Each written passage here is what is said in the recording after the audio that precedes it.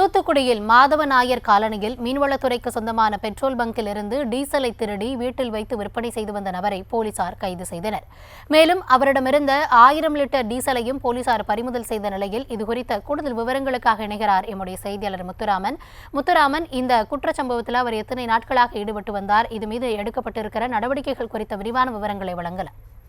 வணக்கம். வீட்டில் திருட்டுத்தனமாக டீசலை பதுக்கி வைத்து மீன்பிடி படகுகளுக்கு விற்பனை செய்து வந்த பாலன் என்ற நபரை பிடித்து காவல்துறை விசாரணை செய்து வருகின்றனர். குறிப்பாக 1000 லிட்டர் டீசலை பறிமுதல் செய்து இது கலப்பட டீசலா என சோதனை செய்து வருகின்றனர். இந்த தூத்துக்குடி திரேசபுரம் அருகே உள்ள மீன்வளத்துக்கு சொந்தமான பல்கில் 50 லிட்டர் டீசல் பேரர்களில் ஏற்கனவே 10 லிட்டர் டீசலுடன் மொத்தம் 40 லிட்டர் டீசல் மட்டுமே பல்கில் ஒவ்வொரு பேரரையும் பிடித்துள்ளார். பாலனின் சந்தேக நடவடிக்கையின் காரணமாக பல்கின் ஊழியர்கள் தூத்துக்குடி வடபாகம் காவல் நிலையத்தில் புகார் அளித்தனர்.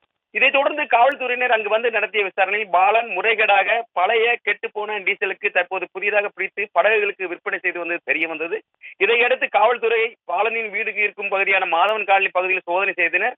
அப்போது பாலன் வீட்டிற்குள்ளே சிறிய டீசல் பல்க் ஒன்றை நடத்தியது தெரிய வந்தது. இதனை காவல்துறையினர் அதிர்ச்சி அடைந்து 1000 லிட்டர் டீசலை பறிமுதல் செய்தனர். இதைத் தொடர்ந்து குடிமைப் பொருள் புலனாய்வுத்துறை போலீசிடம் பாலனை ஒப்படைத்தனர். அவர்கள் விசாரணை நடத்தி வருகின்றனர்.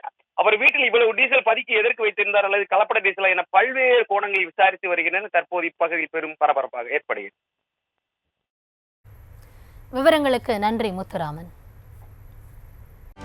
செய்திகளை உடனுக்குடனும் துல்லியமாகவும் தெரிந்து கொள்ள சப்ஸ்கிரைப் பண்ணுங்க.